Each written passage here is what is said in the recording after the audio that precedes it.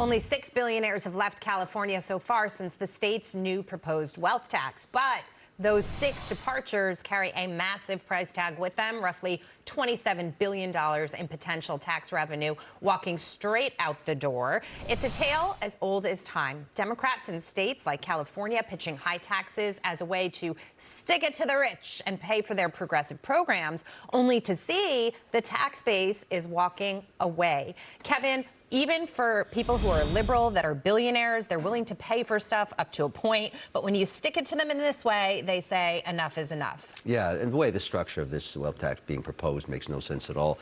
I will say one thing, though, that always amazes me about leadership in any state or country, frankly. You've had this test done for you in the 60s in England. Then they tried it in the 70s in France. No matter where you do it, you get a massive exodus of wealth, and you end up with less tax revenue. So I don't know what they're doing in California, or frankly, actually Massachusetts or New Jersey or right here in New York. But they're the best real estate agents for Texas and definitely Florida.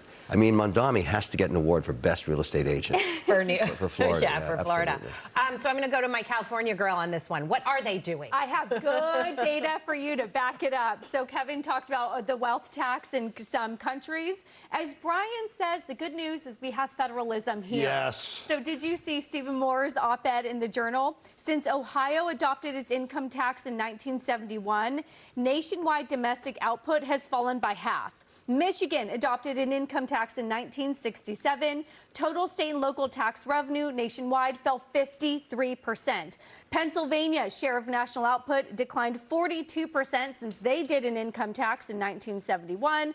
Should I go on? West Virginia lagged national population growth by 56% since they started an income tax in 1961.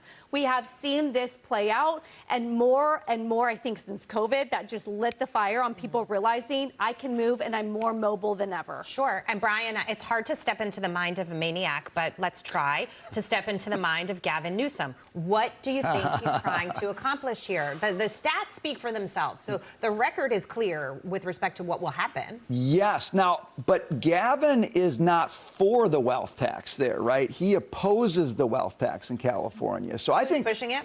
I don't know who. I don't know who's pushed. What's that? Ro Khanna, maybe? Yeah, I don't know. I mean, lots of crazy people are pushing it. Ask Taylor. She's from California. Gavin Newsom's smart. He's against it in his state because he knows what will happen. He knows all these billionaires will leave. Now, I think he'd support it at a federal level because at that point, then you're not going to leave California. You have to leave the United States to get away from it. So he's smart enough to know don't do it in one state.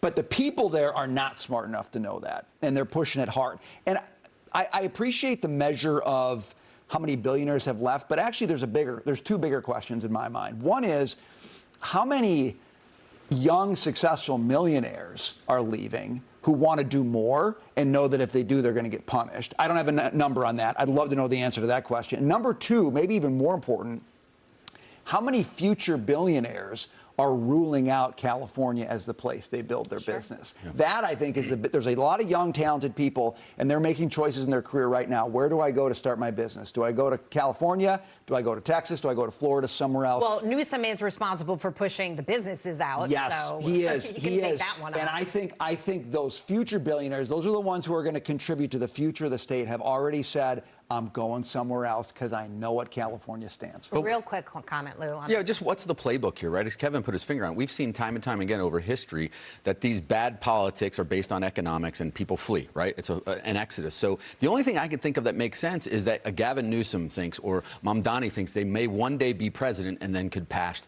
a national wealth tax where you can't escape it anymore. And I think that's it. They're trying to get people comfortable with this idea so that now when they become president, they say, hey, look, we did it in California, we did it in New York, and now we're doing it in the United States. Which I think killed those states. Correct. Sorry, go ahead. But the number one export of America is the American dream. You don't mess with that. Agreed. There's no national wealth tax. That's never going to happen.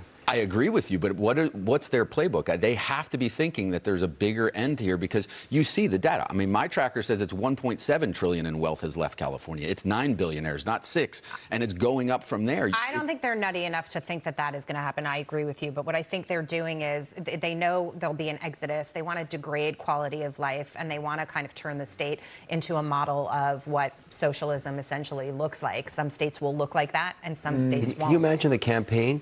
Let's make it the United States of socialism. Right. That's not going to work. All right, let's stick with the West Coast.